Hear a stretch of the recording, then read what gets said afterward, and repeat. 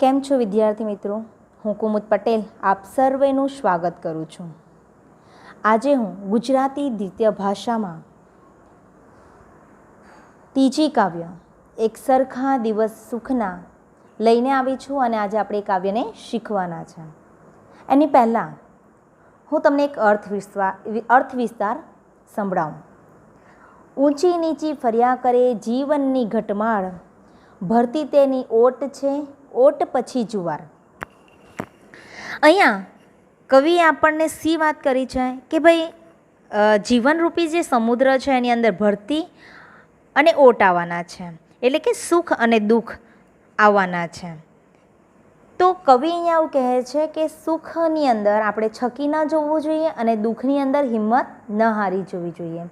આના રિલેટિવ મીરાબાઈ પણ આપણને આ જ વસ્તુ કહે છે કે ભાઈ એમ કહે છે કે ઓધવજી જે દિવસે આપણને શીરો કે પૂરી જમવા મળે એ દિવસે શીરો પૂરી જમી લેવું જોઈએ, પણ જે દિવસે આપણને કદાચ કંઈ પણ ના મળે, ભૂખું સૂવું પડે તો તે પણ સૂઈ લેવાય. એટલે પરિસ્થિતિ જે પ્રમાણે હોય એ રીતે આપણે વર્તન કરવું જોઈએ.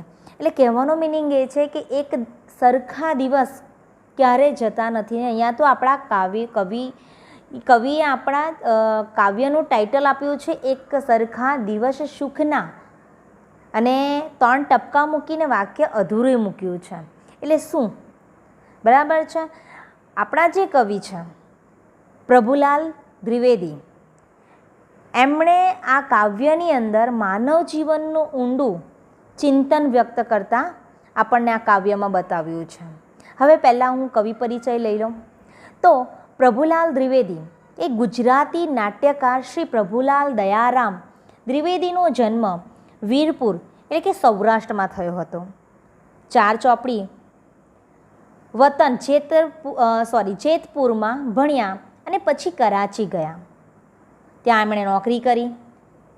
ફાજલ સમય એટલે કે જે સમય એમને મળતો એ સમયની અંદર એમણે ગુજરાતી, હિન્દી તેમજ અંગ્રેજી પુસ્તકો વાંચ્યા. એમ કહેવાય છે કે 1916માં એમણે દેવી દમયંતી નાટકમાં એક દ્રશ્ય લખ્યું અને ત્યારથી રંગભૂમિ ક્ષેત્રે એમણે શ્રી ગણેશ કર્યા એમ કહેવાય છે. આમ તો 1924માં એટલે કે માલવપતિ મુંજ નાટક દ્વારા એમને સમર્થ નાટ્યકાર તરીકેની પ્રતિભા પોખાઈ.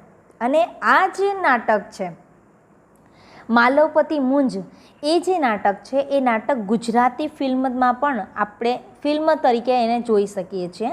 એ ભજવાયું છે, ફિલ્મ બની છે. એમ કહેવાય છે કે વડીલોના વાંકે જે નાટક છે એમણે કદાચ આ નાટક 1938માં બનાવ્યું છે અને લખ્યું છે. અને આ નાટક લગભગ એમ કહેવાય છે કે 500થી વધુ વાર ભજવાયું છે. તેણે ગુજરાતી રંગભૂમિ ઉપર વિક્રમો સર્જ્યા છે. અને એ સમય એમ કહેવાય છે કે રંગમંચ ઉપર એ સમયે ઉર્દુ તખ્તાની અસર હતી. તો પ્રભુલાલે શું કર્યું કે પુરાણ, ઇતિહાસ તેમજ સમાજની સાંપ્રત કથા વ્યથાને નાટકમાં સાંકળીને નાટ્ય રચના તેમજ વસ્તુ પસંદગીમાં નવા પ્રયોગો કર્યા અને રંગભૂમિને ઉર્દુના અસરમાંથી મુક્ત કરી એવું કહેવામાં આવે છે. હવે એમણે સામેપાર, જગતગુરુ, શંકરાચાર્ય તેમના સાહિત્યિક દ્રષ્ટિએ મૂલ્યવાન એવા મુદ્રિત નાટકો છે. આમ વ્યવસાય રંગભૂમિમાં આ પ્રતિભાસંપન્ન નાટ્યકાર એમ કહેવાય કે સમકાલીન તેમજ અનુગામી નાટ્યકારોના ગુરુ બની રહ્યા. એમને ભારત સરકાર તરફથી શ્રેષ્ઠ નાટ્યકારનો એવોર્ડ ઈસવીસન 1961માં અપાયો હતો. હવે કવિએ આપણને આ કાવ્યમાં શાની વાત કરી છે? તો કવિએ આપણને આ નાટકની અંદર કાવ્યની અંદર એમ કહેવાય કે માનવ જીવનનું જે ચિંતન છે એને રજૂ કરતાં એવું કહ્યું છે કે માણસે ક્યારે ગર્વ ન કરવો જોઈએ, કારણ કે ક્યારે શું થવાનું છે એ જાણી શકાતું નથી. અને એમ જોવા જઈએ એના ઘણા ઉદાહરણો કવિએ આપણને આ પંક્તિમાં આપ્યા છે. પણ આ કવિતાનો જે મૂળ સાર છે અથવા કાવ્યમાં કવિ કહેવા શું માંગે છે? તો આ કાવ્યમાં કવિ આ બધા જ વ્યક્તિઓને, મનુષ્યને એક જ વસ્તુ કહે છે કે કવિ અહંકાર, હું પદ છોડી ઈશ્વરની સર્વ પરિતાનો સ્વીકાર કરી સ્થિતપ્રજ્ઞ રહી અન્યને ઉપયોગી થવાનો બોધ. બને એટલો પ્રયત્ન કરો તમે કોઈ બીજાને ઉપયોગી થાવ. હું શું કરવું, હું જ કરું છું, હું જ કરું છું, અભિમાન, એનો ગર્વ છોડી દો. ઈશ્વર સર્વોપરી છે એનો તમે સ્વીકાર કરતા શીખી જાઓ. આ કવિતાનો મૂળ ક્ષાર આપણને કવિએ આપ્યો છે. તો ચાલો વિદ્યાર્થી મિત્રો, હવે આપણે કાવ્યને ભણીએ. તો જુઓ, એક સરખા દિવસ સુખના કોઈના જાતા નથી, એથી જ સાણા સાહેબીથી લેસ ફૂલાતા નથી. ભાગ્ય રૂઠે કે રીજે એની તમા એને નથી, એ જ શુરા જે મુસીબત જોઈ મૂંઝાતા નથી. હવે અહીંયા કવિએ પહેલી જ લાઈનની અંદર આપણને માનવ જીવનનું ઊંડું ચિંતન વ્યક્ત કરતાં કહ્યું છે કે ભાઈ એક સરખા દિવસ સુખના કોઈના જાતા નથી, કે એક સરખા દિવસ કોઈ પણ વ્યક્તિના, કોઈ પણ મનુષ્યના જતા નથી. આના પરથી એક ઉદાહરણ હું તમને આપું કે રામ ભગવાન છે, એ રામનું જ ઉદાહરણ આપણે લઈએ કે શ્રીરામ ભગવાન જ્યારે એમનો જન્મ થાય છે ત્યારે એમ કહેવાય છે કે એમને એટલો પ્રેમ 3 માતાઓ તરફથી મળ્યો હતો. તો એવું કહેવાય છે કે સોનાના પારણામાં ઝૂલીએ, એટલે કહેવાય છે કે કેટલી જાહો જલાલીથી એમનું લાલન પાલન થતું હતું. તો ક્યારે એણે ભવિષ્યમાં એવો વિચાર થયો હશે કે ના, મારે મોટા થઈને થોડા વર્ષો એટલે કે 14 વર્ષ વનવાસ જીવવું પડશે. એ તો સોનાના પારણામાં ઝૂલતા અથવા તો એટલા બધા જાહો જલાલીથી ઉછળેલા, છતાં જો એ માનવ સ્વરૂપની અંદર એમને જો આ કષ્ટ થાય છે તો આપણે તો બધા પામર માનવી છે. એટલે કવિ આપણને કહે છે કે કોઈ પણ દિવસ સુખના એક સરખા જતા નથી. સુખ છે તો એની સાથે આપણને ફ્રીમાં દુઃખ મળ્યું જ છે, અને દુઃખ હોય તો જ માણસને સુખ પણ મળે છે. પછી એમણે શું કહ્યું છે? એથી કે એક સરખા દિવસ સુખના જતા નથી ને, માટે જ એથી જ સાણા, એટલે સાણા એટલે કેવા? સજ્જન માણસ, બરાબર, સાહિબીથી લેસ ફૂલાતા નથી. હવે સાહિબી એટલે શું? તો કે જાહો જલાલી, ધન, વૈભવ, સત્તા બધું જ આની અંદર આવી જાય. અને જે માણસો સમજુ છે, સાણા છે, સજ્જન છે, એ વ્યક્તિઓ આ જાહો જલાલીથી લેશ માત્ર પણ ફૂલાતા નથી. લેશ માત્ર એટલે શું? કે જરા પણ નહીં. ફૂલાવવું એટલે અભિમાન કરતા નથી. કોણ નથી કરતું? તો કે શાણા અને સમજુ માણસો કરતા નથી. પછી અહીંયા બીજી લીટીમાં કવિએ કહ્યું છે કે ભાગ્ય રૂઠે કે રીજે એની તમા એને નથી, એ જ સુરા જે મુસીબત જોઈ મૂંઝાતા નથી. અહીંયા સાણા માણસની જ વાત કરી છે, સજ્જન વ્યક્તિની જ વાત કરી છે કે કેવા માણસ? તો કે સાણા સમજુ માણસ. જ્યારે આપણું ભાગ્ય રૂઠી જાય, ભાગ્ય એટલે નસીબ, જ્યારે આપણું ભાગ્ય રૂઠી જાય કે રીઝવું એટલે શું થશે? કે પ્રસન્ન થવું. કે માની લો ભાગ્ય રૂઠે, ક્યારેક કેવું થાય કે ભાગ્ય આપણાથી રૂઠી જાય, રૂઠવું એટલે રિસાઈ જવું, ભાગ્ય રિસાઈ જાય કાં રીઝી જાય એટલે પ્રસન્ન થવું. એની તમા એટલે એનાથી એને કોઈ જાતનો ફેર પડતો નથી. પછી બીજું એવું કીધું છે એ જ સુરા એટલે શું? સુરવીર. તો કે જે સુરવીર છે અથવા તો જે સજ્જન વ્યક્તિ છે તે મુસીબતોથી ડરતો નથી, નસીબ સાથ આપે કે ન આપે તેની દરકાર એ કરતો નથી, અથવા તેની રાહ એ જોતો નથી. એટલે કોણ આવું કરે છે? તો કે જે સજ્જન વ્યક્તિ છે, જે સારો વ્યક્તિ છે, જે સુરવીર છે, એ માણસ, એ વ્યક્તિ લેશ માત્ર પણ ફૂલાતો નથી, અભિમાન કરતો નથી. જો એનો સાથ નસીબ આપે તો, કે સાથ ન આપે તો, કે પછી સુખ સાહેબી, લાલસા, આ બધું જ્યારે એના જીવનમાં આવે છે છતાં પણ એ અભિમાન કરતો નથી. પણ એ કયો વ્યક્તિ નથી કરતો? તો એ શાણો વ્યક્તિ કરતો નથી. પછી આગળની પંક્તિમાં કવિ શું કહે છે? જોજો, ખીલે તે કરમાય છે, સર્જાય તે લોપાય છે, જે ચડે છે તે પડે છે, એ નિયમ પલટાતા નથી. સમય બળો બળવાન છે, નહીં પુરુષ બળવાન, કાબે અર્જુન લૂંટ્યો એ જ ધનુષ્ય એ બાણ. જો અહીંયા બહુ જ સરસ વાત કવિએ આપણને કરી છે. એમ કહેવાય છે ને કે જે ખીલે છે, માન લો ગુલાબનું ફૂલ છે, સરસ મજાનું, આપણને જોતાની વેત ગમી જાય એવું ગુલાબનું ફૂલ ખીલ્યું હોય સવારે, પણ એમ કહેવાય છે ને ઈશ્વરે જેની રચના કરી છે એનો ક્યાંક ને કેવી રીતે પણ અંત આવી શકે છે. તો જે ગુલાબનું ખીલવું છે એ ખીલે છે તો એ કરમાય પણ છે, એટલે કે મુરઝાય પણ છે. એ જ રીતે જેનું સર્જન થયું છે એનો સંહાર પણ થવાનો જ છે. અહીંયા કીધું ને સર્જાય તે લોપાય છે, એટલે જેનું સર્જન થયું છે એનો સંહાર પણ થાય છે. પછી એમ કીધું જે ચડે તે પડે, એટલે શું કીધું? જેની ચડતી થાય છે એની પડતી થાય છે. એ નિયમ જે છે તે સનાતન સત્યકાળથી ચાલી આવીએ છે. આપણે જાણીએ જ છે, કોઈ પણ મનુષ્યનો જન્મ થયો હોય એમ કહી શકે ના હું અમર છું, હું જીવી જ રહીશ. ભલે આપણી આટલી બધી પ્રગતિ થઈ, આજે માનવી એવું વિચારે છે કે અમે 21મી સદીની અંદર ઘણી શોધો કરી નાખી, પણ જો તમે હાલ ચાલી રહેલા આ મહામારીનું પણ એક ઉદાહરણ લઈએ ને તો માણસ એક નાની અમથી મહામારી આગળ ઈશ્વરની જે સત્તા છે અથવા ઈશ્વર જે સર્વોપરી છે એને સ્વીકાર કરવો જ પડે કે માણસ આટલા મહિના થઈ ગયા છે ફક્ત એની દવા નથી શોધી રહ્યો, માણસ ટપોટપ મરે છે. એટલે કે જેનું સર્જન છે એનું મૃત્યુ તો નિશ્ચિત જ છે, પણ ઈશ્વરની સર્વોપરતા, ઈશ્વરની જે શક્તિ છે જેનાથી કદાચ મનુષ્ય પોતાની શક્તિનો અહમ કરી અને આગળ વધતો જાય છે, ક્યારેક કે ઈશ્વરપણું બતાવવાનો પ્રયત્ન કરે ત્યારે ખરેખર આપણને આવા જે મહામારીના સમયમાં આપણને એમ લાગે છે કે આપણું જ્ઞાન, આપણી આટલી બધી ટેકનોલોજી એ બધી વ્યર્થ છે. એટલે અહીંયા જે કીધું છે તે પ્રમાણે સાચી વાત છે કે જેનું સર્જન થાય છે એનો સંહાર થાય છે, જેની ચડતી થાય છે એની પડતી પણ થાય છે. માણસ જેટલી સ્પીડમાં ચડી જાય છે કે માન લો સત્તા હોય કે પોતાના કોઈ પણ કાર્યમાં એ પ્રગતિ પર પ્રગતિ કરતો જાય છે, જો પણ એને અભિમાન આવી જાય, એના કામની અંદર ક્યાંક કચાશ આવી જાય તો એ માણસને પડતા પણ વાર નથી લાગતી. એટલે કવિ અહીંયા કહે છે આ નિયમ છે, અને આ નિયમ છે એ કેવો છે? સનાતન કાળથી ચાલ્યો આવે છે, આમાં કંઈક કરી શકાય એમ નથી. સમય બળવાન છે, મનુષ્ય નથી. શું કીધું છે? માણસ એવું વિચારતો હોય કે હું બળવાન છું, પણ એ ખોટી વાત છે. કોણ બળવાન છે? તો કે સમય બળવાન છે. કેમ સમય બળવાન છે? તો માણસ ગમે તેટલી મહેનત કરે, ક્યારેક એવું બને છે કે આપણો સમય જો સારો ના ચાલતો હોય તો તમે કેટલી બી કરેલી મહેનત એ ફોગટ જાય છે.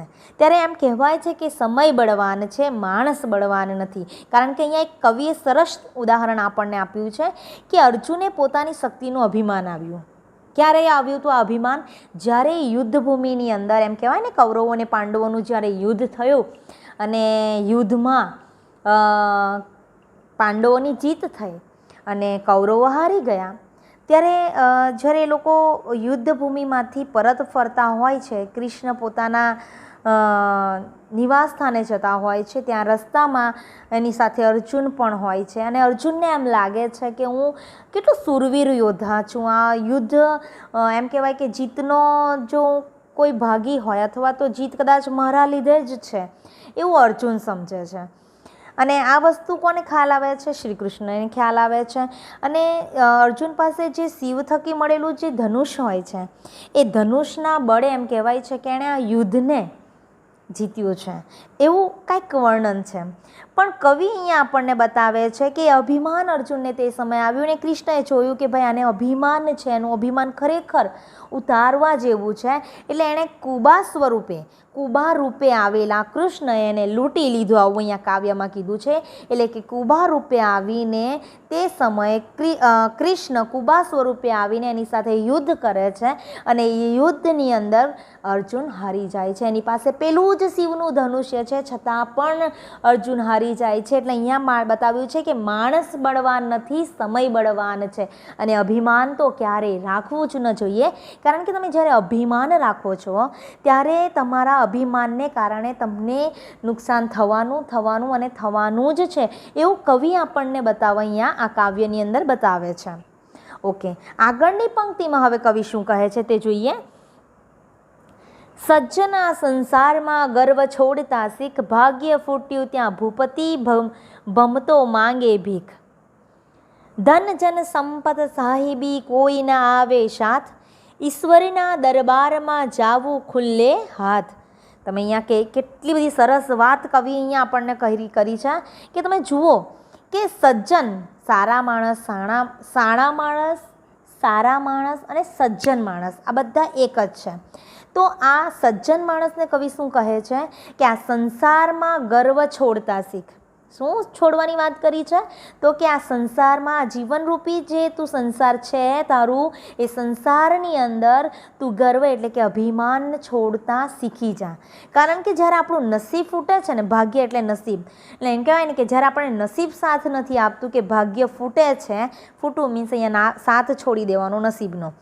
તો કહે છે કે ત્યાં રાજા જે ભૂપતિનો મિનિંગ થાય છે રાજા. તો કે અહીંયા રાજા જેવો ભમતો માંગે ભીખ, એટલે રાજા જેવો રાજા પણ ભીખ માંગતો થઈ જાય. ક્યારે? તો જ્યારે આપણું નસીબ આપણને સાથ આપતો નથી અને આપણે અભિમાન છોડતા નથી, ત્યારે આવું કાંઈ થાય છે. એટલે કવિએ આપણને પહેલું જ કીધું, સજ્જના સંસારમાં ગર્વનો ત્યાગ કરવો જોઈએ. નસીબ દગો દે ત્યારે રાજા પણ શું બની જાય? રંક ભિખારી બની જાય છે. ઈશ્વરના દરબારમાં, પછી કવિએ એમ કીધું કે ઈશ્વરના દરબારમાં જ્યારે તમારું મૃત્યુ થાય છે અને તમે પહોંચો છો ઈશ્વરના દરબારમાં, જાવું ખુલ્લે હાથ. હવે અહીંયા બહુ જ સરસ ઉદાહરણ હું તમને જણાવું કે આના માટેનું બેસ્ટ ઉદાહરણ મને એવું લાગે છે કે આ છે. તમે કદાચ સિકંદરની વાત સાંભળી હશે. સિકંદર રાજા એમ કહેવાય છે બહુ જ મહાન રાજા છે અને થઈ ગયા એમ કહેવામાં આવે છે. તો તમે કદાચ જોયું હશે કે જ્યારે સિકંદર મૃત્યુ પામ્યો ને ત્યારે એણે પોતાના સેનાપતિ જે એના એકદમ બહુ જ નિકટના માણસો હતા, એને બોલાવ્યો અને બોલાવીને એણે કીધું કે મારા મૃત્યુ પછી મારા સૌની સાથે મારે 3 ઈચ્છા છે, એ ઈચ્છા તમારે પૂરી કરવાની છે. મારી મૃત્યુ પછી મારી 3 ઈચ્છા તમે ચોક્કસપણે મારી પૂરી કરજો એમ. એટલે એમણે પૂછ્યું કે કઈ 3 ઈચ્છા? તો સૌથી પહેલાં એમણે કીધું કે હું જ્યારે મૃત્યુ પામું ને તો મારા જનાજા મીન્સ જેમની અર્થી છે, એ અર્થીને એવું કહે છે કે જે ડૉક્ટરોએ, જે વૈદ્યોએ મારી સાર સંભાળ કરી. કારણ કે એમ કહેવાય છે કે જ્યારે સિકંદર મૃત્યુ પામ્યા ત્યારે એમને કોઈક બીમારી હતી અને એ બીમારીના કારણે એમની મૃત્યુ થાય છે અને લાંબા ગાળે થાય છે. મૃત્યુથી આ જે એમને બીમારી હોય છે એનાથી બહુ પીડાતા હોય છે અને પછી મૃત્યુ થાય છે. ત્યારે એમની વૈદ્ય થકી કે ડૉક્ટરો થકી બહુ જ દવા કરવામાં આવે છે. એટલે એમણે કીધું કે મને જો કોઈ મારી અર્થીને ઉચકે ને તો એ વૈદ્ય કે મારા જે ડૉક્ટરો છે ને એ જ મારા અર્થીને ઉચકે, બીજું કોઈ નહીં એમ. પછી બીજો સવાલ એમણે અથવા પોતાની ઈચ્છાને એ રીતે વ્યક્ત કરી અને શું કહ્યું કે બીજી ઈચ્છા મારી આવી છે કે મારી પાસે જે મોતી, ધન, હીરા, માણેક, જે કાંઈ સંપત્તિ મારી છે બધી હું મહેલથી લઈને જ્યાંથી હું મૃત્યુ થયો અને જ્યાંથી હું દરવાજામાંથી બહાર નીકળીશ ત્યાંથી ઠેઠ સ્મશાન સુધી મારી આ બધી સંપત્તિ મારા રસ્તામાં બિછાવી દેવાની છે. બીજી ઈચ્છા હતી. અને ત્રીજી ઈચ્છા હતી કે જ્યારે હું કબરમાં મને દફનાવવામાં આવે ત્યારે મારા બંને હાથ ઉપર રહેવા જોઈએ, ખાલી, એ હાથમાં કશું જ હોવું ન જોઈએ. આવી 3 ઈચ્છાઓ સિકંદરની હતી. આ ઈચ્છાઓ કેમ હતી? સેનાપતિને નવાઈ લાગી, કેમ આ રીતે તમે આ કરવા માંગો છો? તેના ઉત્તરમાં સિકંદર જણાવે છે કે જ્યારે મૃત્યુ નિશ્ચિત છે ને, મૃત્યુ કેવું છે જે આપણી આગળની પંક્તિમાં જોયું તે પ્રમાણે કે જે ખીલે છે તે કર્માય છે, જેનું સર્જન થાય તેનો સંહાર થાય છે. તો મૃત્યુ જ્યારે નજીક હોય ને અને તમારી પાસે લાખો સંપત્તિ હોય અને તમારી પાસે બેસ્ટમાં બેસ્ટ ડૉક્ટર હોય, એ પણ તમારી મૃત્યુને અટકાવી શકતા નથી. આ દુનિયાને મારે બતાવવું છે અને આ બતાવવું છે માટે હું એ જ લોકોની પાસે મારી અર્થી ઉચકવા માગું છું કે જેણે મને બચાવવા માટે અથાંગ પ્રયત્ન કર્યા પણ એ બચાવી શક્યા નહીં. એટલે મૃત્યુ કેવી છે? નિશ્ચિત. કારણ કે સિકંદરને પણ અમર થવું હતું. એ જ્યારે ભારતની અંદર યુદ્ધ કરવા આવ્યા ને એણે બધું જીતી લીધું અને જ્યારે ભારતની અંદર યુદ્ધ કરવા માટે આવે છે ત્યારે એમ કહેવાય છે જે નાગા બાવાઓ જે હોય છે એમની પાસે જઈને એમણે પૂછ્યું હતું કે એવી કઈ જડીબુટ્ટી છે કે ભારતના લોકો વધુ આયુષ્ય જીવે છે. ત્યારે પેલા નાગા બાવા જે છે અથવા ઋષિ જે છે એણે જવાબ આપ્યો હતો કે ભાઈ જે જન્મે છે ને એનો સંહાર નક્કી જ છે, તું બહુ લાલચું છે, અમર થવાની જે તારી ઈચ્છા છે એનો તું ત્યાગ કર. પણ એને તે સમયે ખ્યાલ આવતો નથી, પણ જ્યારે મૃત્યુ થવાનો એનું નિશ્ચિત છે ત્યારે એણે જે પોતાની 3 ઈચ્છાઓ વ્યક્ત કરી ત્યારે એણે આ વસ્તુ કહી કે ભાઈ મૃત્યુ જ્યારે નજીક હોય ત્યારે તમારી પાસે રહેલી સંપત્તિ, ધન કે તમારી મહાનતા તમને સાથ આપતી નથી. ઇવન તમારી પાસે બેસ્ટ રહેલા ડૉક્ટરો પણ તમને સાથ આપી શકતા નથી. એટલે મારી અર્થીને ડૉક્ટરો, માની લો આપણી ભાષામાં જેને ડૉક્ટર કહીએ છીએ એ લોકો વૈદ્ય કે એ જ મારા અર્થીને કંધો આપશે. પછી બીજો સવાલ એવો હતો એમનો કે ભાઈ તો તમે જે રસ્તેથી જવાના છો એ રસ્તામાં કેમ બધી જ સંપત્તિ, હીરા, માણેક, ઝવેરાત, સોનાના સિક્કા એ બધું કેમ બધી જગ્યાએ રસ્તા ઉપર પસરાવવાની વાત કરે છે? એટલે ફરી સિકંદર કહે છે, જેમ મેં કીધું કે આ બેસ્ટમાં બેસ્ટ વૈદ લોકો જો મને બચાવી ના શકતા હોય તો મારી પાસે આ યુદ્ધો કરીને મહાન બનીને જે મેં આ સંપત્તિ માટે દોડ્યો છું એ સંપત્તિ આજે મારા મૃત્યુ પછી મારી સાથે આવવાની નથી. એટલે હું દુનિયાને એ બતાવવા માગું છું કે જેની પાછળ તમે ગાંડાની જેમ સંપત્તિ માટે દોડો છો એ મૃત્યુ થાય એ સમયે તમારી સાથે આવવાની નથી. અને ત્રીજી ઈચ્છા કે મારા બંને હાથ કબરની બહાર ખુલ્લા રાખજો, એનો પણ એ જ અર્થ છે કે માણસ જીવનમાં ઘણું મેળવે છે.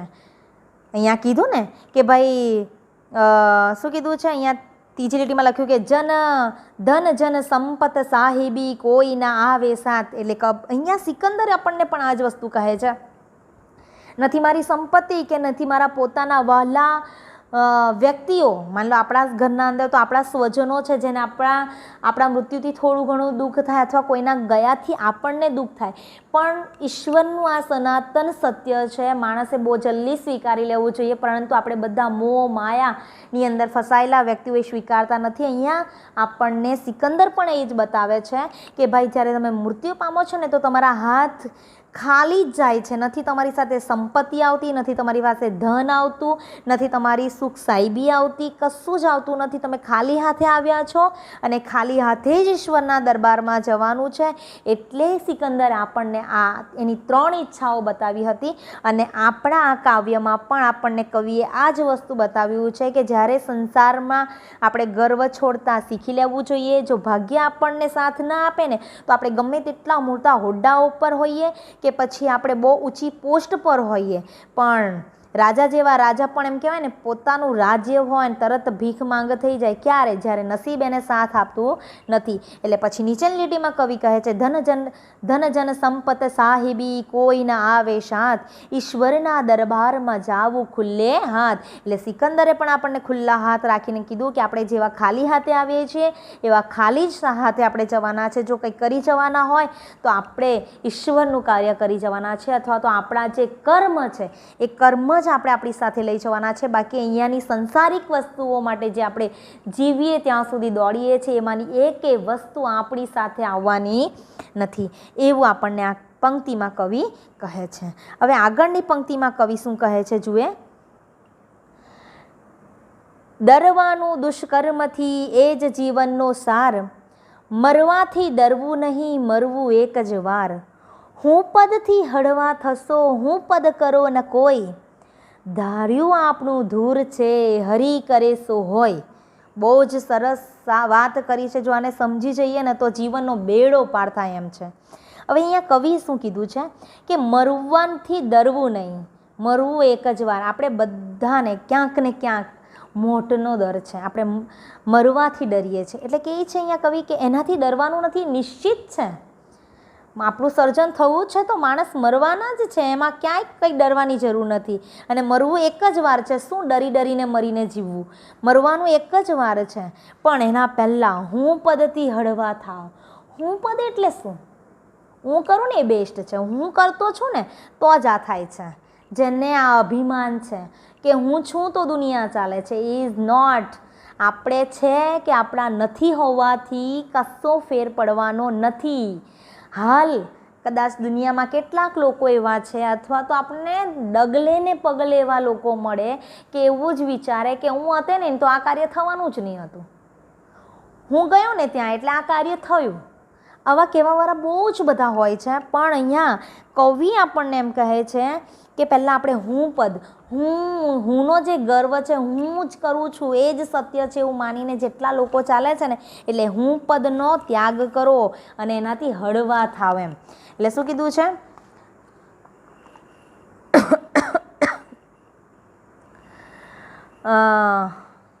હવે અહીંયા શું કીધું છે કે હું પદથી હળવા થાવ, હું પદ કરો ના કોઈ. એટલે કે હું પદ એટલે હું જે કરું તે બેસ્ટ છે એનો ત્યાગ કરો, કારણ કે હું પદ કરો ના કોઈ, ધાર્યું આપણું ધૂર છે હરી કરે સો હોય.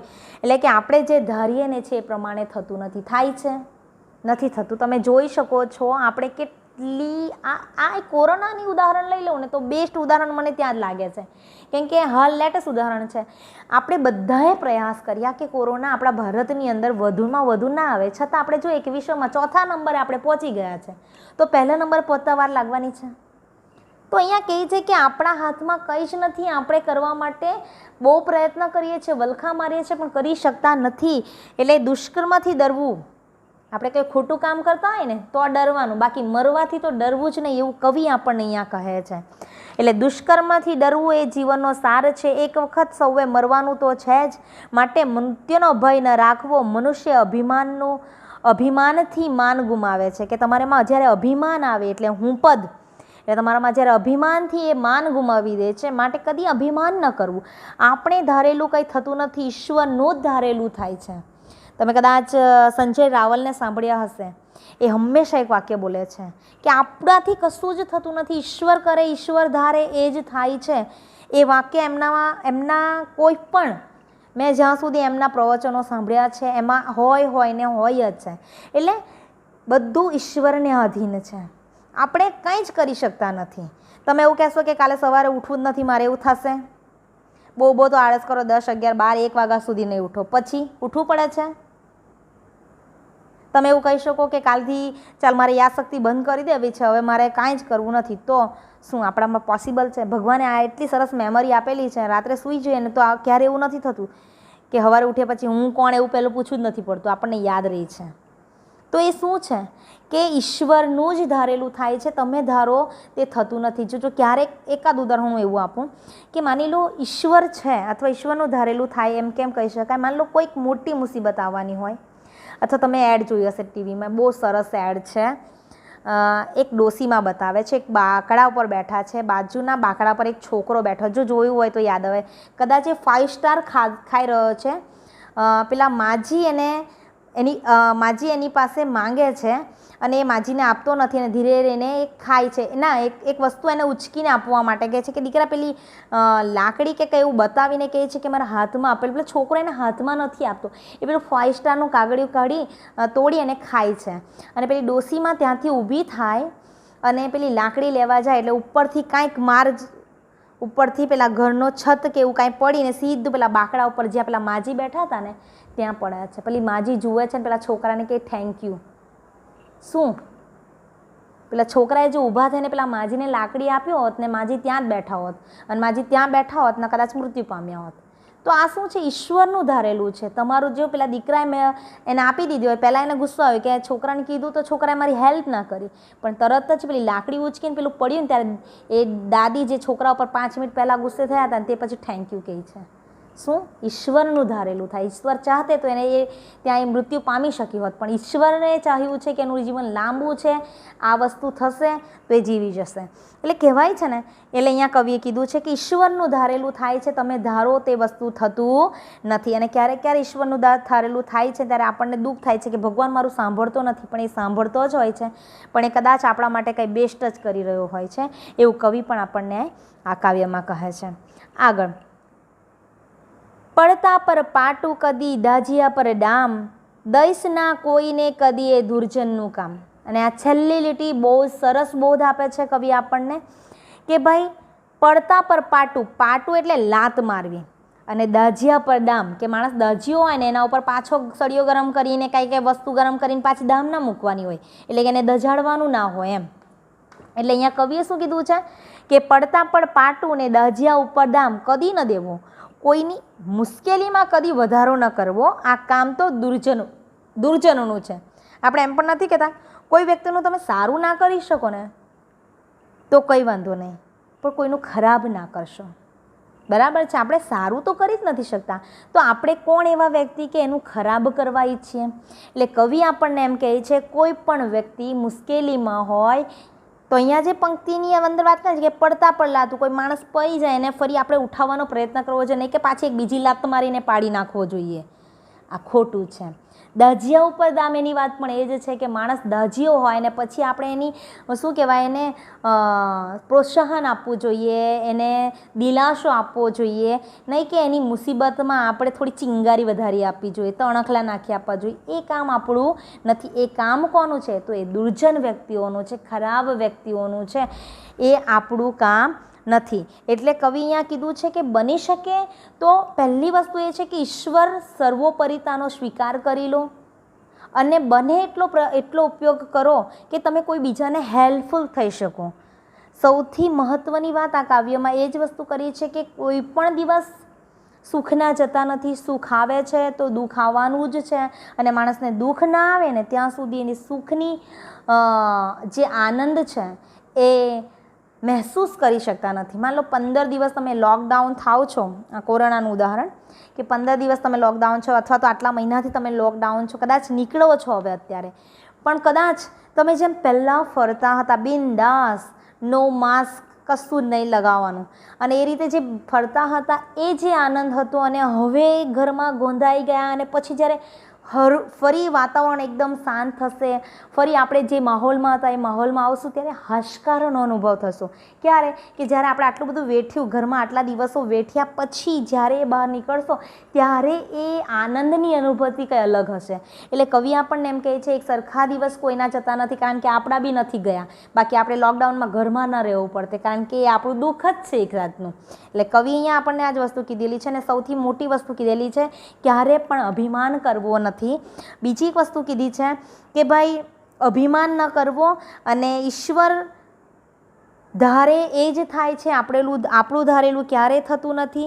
અને હું કરું એ બેસ્ટ છે, મારા થકી આ થાય છે, એનો સ્વીકાર કરવાનું છોડી દો. ઈશ્વર જે કરશે તે સારું. અને બને ત્યાં સુધી એક પ્રયત્ન બીજો કરવાનો કે કોઈને પણ કોઈ પણ રીતે દુઃખ આપવાનો પ્રયત્ન આપણે કરવાનો નથી. આપણાથી બનતા પ્રયત્નો એટલા જ કરવાના છે કે કોઈ માણસને આપણે સુખી કરી શકીએ, અથવા તો એને જે કદાચ મુશ્કેલી છે મુશ્કેલીમાંથી આપણે નિવારણ મેળવી શકીએ એવું કામ આપણે કરીએ, એવું આ કવિતાનો સાર આપણને કવિ આપે છે. તો અહીંયા કાવ્ય પૂર્ણ થાય છે. તો મને લાગે છે કે બધાને આ કાવ્યમાં સમજ પડી હશે. જો કોઈને પ્રોબ્લેમ હોય તો મને જણાવી શકે છે. તો બધાને બેસ્ટ લક.